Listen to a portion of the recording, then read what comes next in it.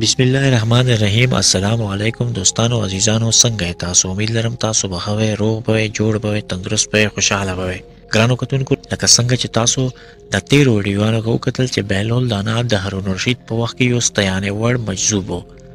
خلکو به لیونی بللو، خو بهلول دانا به کله کله په جذب کې ډېرې خوندورې کیسې کولې. د دې په وجه هارون رشید د هغو خبرو له ښکلا څخه به خوند اخیستو. دوستانو، یو ځل بهلول دانا د هارون رشید په دربار کې د هارون رشید په خدمت کې حاضر شولو. په خبرو کې هارون رشید یو لښته راپورته کړه او په مزاق کې په ټوکه کې بهلول ته وویل چې بهلول، زه دا لښته تا ته درکوم. دا لښته هغه چاله ورکه چې د ستا نه ډېر احمق وي، کمکل وي. بهلول په عاجزۍ سره لښته ترېنه واخیسته او بیا روان شولو ترېنه. د دې کیسې نه پس وخت تېرېدو په دې کې څو کالونه تېر شول. شاید هارون رشید دا خبره یېره کړې هم وه. په دې دوران کې هارون رشید سخت بیمار شو، ناروغه شو. د بچ کېدلو هیڅ امکان او امید پاتې نه شو، ځکه چې د هیواد لویو طبیبانو هارون رشید لاعلاجه کړلو. کله چې بهلول له د هارون رشید د بیمارۍ پته ولګېدله، نو بهلول د هارون رشید ناروغه پرسۍ او عیادت دپاره ځان ورسولو.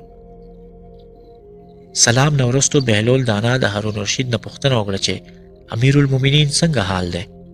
هارون رشید ځواب ورکړو چې د حال پوښتنه څه کوې بهلوله؟ ډېر په اوږد سفر روان یم. بهلول ورته وویل چې کوم ځای ته په سفر روان یې؟ هارون رشید بیا ځواب ورکړو چې د آخرت په سفر یم بهلوله. بهلول په سادګۍ سره ترېنه پوښتنه وکړه چې ها بیرته واپس په کله راځې؟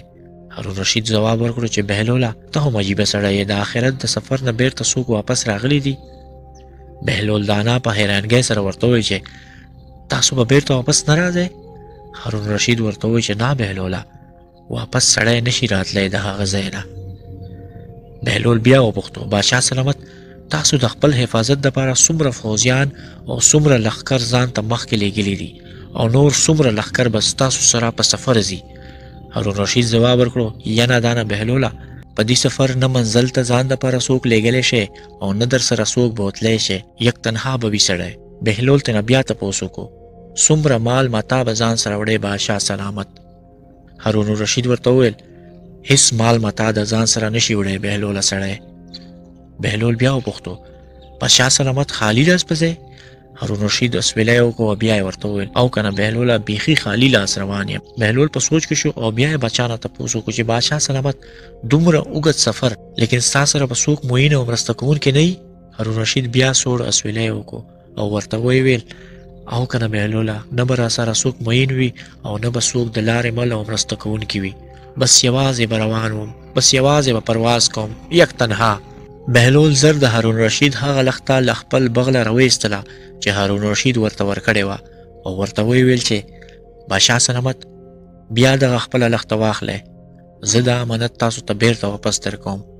خفا نشئ، خو ما له تا نه زیات احمق بل څوک نشو موندی، ځکه چې کله به تاسو په کوچنو سفرونو کې تلئ، نو د خپل حفاظت دپاره به مو مخکې نه فوجیان ځای په ځای ودرولي وو.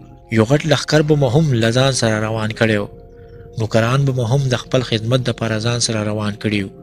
خو په دومره اوږد سفر کې چې له هغې څخه راستانېدل هم نشته، تاسو هیڅ تیاري نه ده کړې؟ هارون رشید د دې خبرو اورېدو سره په ژړا شو. ورته ویل، بهلوله، ته بالکل په حق یې، ځکه چې زه د آخرت په دومره اوږد سفر روان یم، مګر د دې اوږد سفر لاره خوارولو دپاره ما د خپل ځان لپاره د مخکې نه یو عمل هم نه دی لیږلی.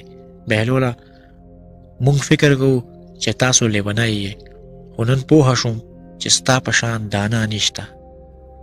اختر علي اختر صاحب وایي، اختره څوک بهلول دی چې د خرس په نامه ګرځي، اختره څوک بهلول دی چې د خرس په نامه ګرځي، خو دلته څو تشپاڼې دي خرید ورپسې تړي.